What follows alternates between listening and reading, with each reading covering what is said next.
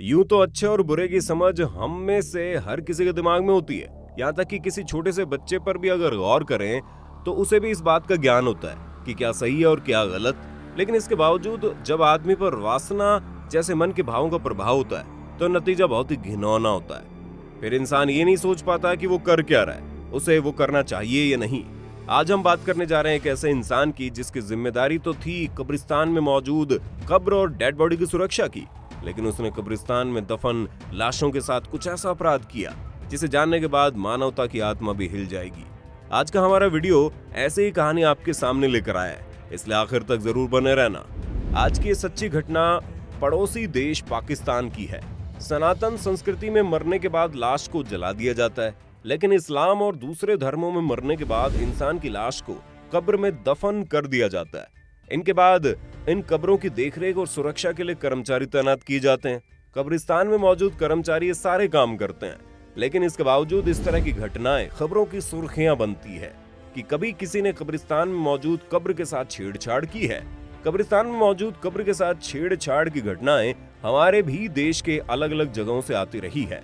हमारे देश में भी दिल्ली, नोएडा, मध्य प्रदेश, महाराष्ट्र में मौजूद कब्रिस्तान में भी इस तरह की घटनाएं सामने आई, जिसमें न केवल कब्र के साथ छेड़छाड़ की गई बल्कि कई बार कब्र के भीतर मौजूद लाश ही गायब हो गई। जब भी इन मामलों की जांच हुई तो इस तरह की घटनाओं के पीछे कभी कोई पुख्ता जानकारी निकलकर सामने नहीं आई, लेकिन फिर भी पुलिस और सोर्स से प्राप्त जानकारी के अनुसार कुछ माफिया कब्रिस्तान से इन लाशों को निकालकर उनका सौदा करते हैं।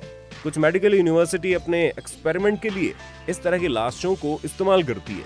इस तरह की घटनाओं से वो लोग काफी परेशान होते हैं और कई बार ऐसा भी होता है कि कुत्ता या कोई दूसरा जानवर कब्र के साथ छेड़छाड़ कर देता है।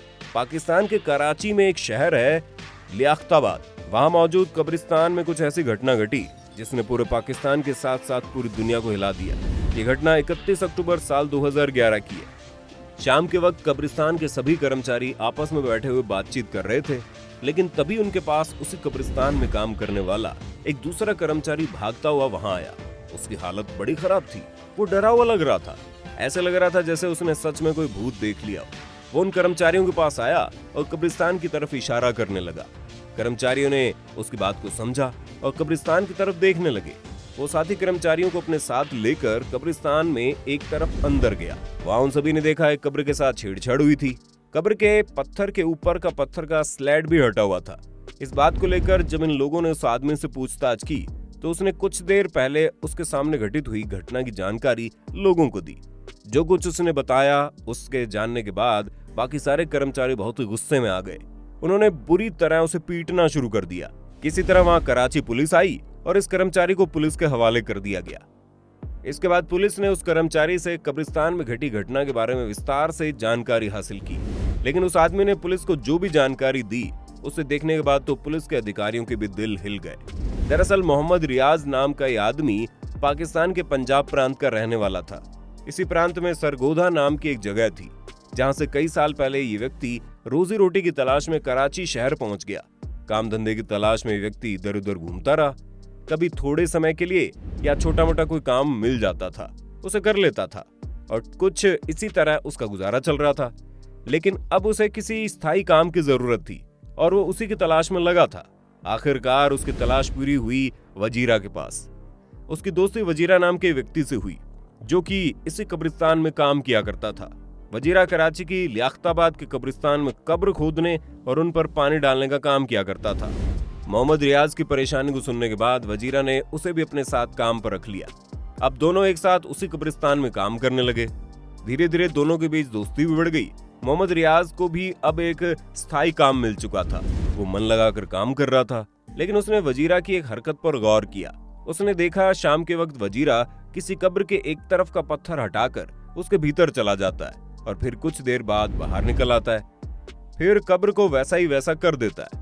पहले तो उसे बड़ी हैरानी हुई, फिर वो हमेशा ही वजीरा को ऐसा करते हुए देखने लगा, मगर वजीरा से उसकी पूछने की हिम्मत नहीं हुई। आखिरकार एक दिन उसने अपने दोस्त वजीरा से पूछ ही लिया कि आखिर वो उस कब्र में जाकर करता क्या है। वजीरा ने उसे बताया वो केवल उन महिलाओं की कब्र के साथ छेड़छाड़ किया करता है जो ताजी और कुछ देर पहले ही दफनाई गई हों, वो भी तब जब असर की नमाज का वक्त होता है। जब भी कब्रिस्तान में किसी लड़की या औरत की डेड बॉडी आती है तो वो उस पर नजर गड़ाए रखता है और मौके का इंतजार करता है। जैसे ही परिवार वाले किसी महिला की लाश को कब्र में दफनाकर कब्र को बंद करके चले जाते हैं और शाम के वक्त कब्रिस्तान में जब अंधेरा छा जाता है और सारे कर्मचारी वहां से चले जाते थे, तब अकेले में वजीरा उस कब्र में चला जाता था। वो कुछ देर पहले ही दफनाई गई महिलाओं की लाश के साथ अपनी हवस मिटाया करता था। इस्लाम धर्म में मुसलमानों को 5 वक्त की नमाज पढ़ने का आदेश दिया गया है। इनमें से शाम की नमाज को असर की नमाज कहते हैं। इस नमाज को पढ़ने का वक्त शाम 4 से 5 बजे बताया गया है। इसके बाद अंधेरा होना शुरू हो जाता है और किसी के द्वारा देखे जाने का खतरा नहीं होता, इसलिए वो इस काम को ज्यादातर इसी समय में किया करता था। वजीरा ने रियाज को भी अपने साथ इस गुनाह के काम में शामिल कर लिया। अब दोनों उन महिलाओं की लाशों पर नजर रखते थे जो शाम के वक्त आती थी और असर की नमाज के वक्त उनके घर वाले उसे दफनाकर चले जाते थे। इसके बाद वो लोग उस महिला के कब्र के ऊपर का पत्थर हटाकर बारी बारी से अंदर जाते और अपनी अपनी हवस शांत कर लेते। सोचिए कितना गंदा घिनौना काम था। एक महिला अपनी जिंदगी में जीते जी बड़े दुख झेलती है। सुख दुख से लेकर इसके जीवन की गाड़ी जब मौत के पड़ाव पर आकर रुकती है तो उसके बाद भी वो इस दुनिया को छोड़कर चली जाती है, लेकिन उसकी लाश को उसके परिवार वाले कब्रिस्तान में ससम्मान दफना कर चले जाते हैं और इस बात का भी ख्याल रखते हैं कि कब्र में मौजूद लाश को कोई तकलीफ न हो। दरअसल इस्लाम धर्म की रिवाज के मुताबिक पुरुष और महिलाओं की लाश को कब्र में दफनाने के बाद महिला की कब्र के ऊपर एक अलग से चादर ढक दी जाती है। उस चादर को देखकर ये लोग इस बात की पहचान कर लेते हैं कि ये कब्र किसी महिला की है। साथ ही वो इस बात का भी ध्यान रखते थे कि उस लाश को असर की नमाज के वक्त यानी 4 से 5 के बीच में ही दफनाया गया हो, क्योंकि सुबह या दोपहर को दफनाई गई लाशों पर वे ध्यान नहीं दिया करते थे। इसके पीछे कारण यह है कि इस बात को अच्छी तरह से जानते थे कि दफनाने के बाद इंसान की डेड बॉडी 2 से 3 घंटे के भीतर डिकम्पोज होना शुरू हो जाती है। इसके बाद ये लाश इनके किसी काम की नहीं रहती, इसलिए हमेशा महिलाओं की ताजा डेड बॉडी पर नजर रखते थे। 4 से 5 बजे दफनाने के लिए लाई गई लाश की रीति रिवाज के साथ अंतिम क्रिया करने में 2 से 3 घंटे का समय लगता था। इसके बाद परिवार वाले आखिरी दुआ पढ़ते थे और धीरे धीरे करके वहां से चले जाते थे। उनके जाने के बाद इन दोनों शैतानों का काम शुरू होता था। इनमें से एक कब्र के पैर की तरफ खोदना शुरू करता और केवल इतना खोदता था कि एक आदमी वहां जा सके और इसके बाद उसके पत्थर हटा देते थे और फिर एक आदमी पहले जाता और अपना काम करके वापस आ जाता। उसके बाद दूसरा जाता था। इस काम को शाम के वक्त करने के पीछे एक कारण और था।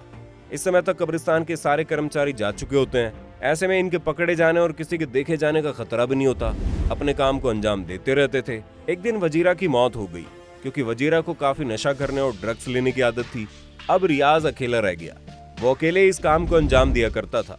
जिस शाम कोई घटना घटी उस शाम भी वो एक लड़की की लाश के साथ ऐसा ही कुछ कर रहा था, लेकिन तभी उसकी नजर लड़की के चेहरे की तरफ गई तो सबसे पहले उसे लड़की के दांत दिखे और उसके बाद उसकी आंखें नजर आई। उस लड़की की डेड बॉडी की आंखें चमक रही थी। ऐसा लग रहा था जैसे वो लड़की उसे देख रही हो। उस लड़की की आंखों से एक तेज रोशनी भी निकल रही थी। ये देखकर उसकी हालत खराब हो गई। वो तत्काल वहां से भागा और भागकर इन लोगों के पास आया, जहां से उसे पुलिस पकड़ कर ले गई। तो रियाज ने बताया कि उसने अब तक कुल 48 महिलाओं की डेड बॉडी के साथ दुष्कर्म किया है। इसके बाद अदालत ने उसके ऊपर मुकदमा चलाया। हर एक जुर्म के लिए अलग अलग मुकदमा उस पर चलाया गया। इनमें से कुछ का फैसला आ गया और इस अपराध के लिए उसे फांसी की सजा हुई। फिलहाल रियाज जेल में है और अपने बाकी मुकदमों के फैसलों का इंतजार कर रहा है। लेकिन इस घटना के बाद पाकिस्तान की मीडिया में खबर आई और पूरे देश में हड़कंप मच गया। जिसने भी इस खबर को सुना हैरान हो गया। आपका इस वीडियो और खबर के बारे में क्या ख्याल है, हमें कमेंट में लिखकर बताना। हम फिर मिलेंगे नए वीडियो में। तब तक के लिए जय हिंद, जय भारत, वंदे मातरम।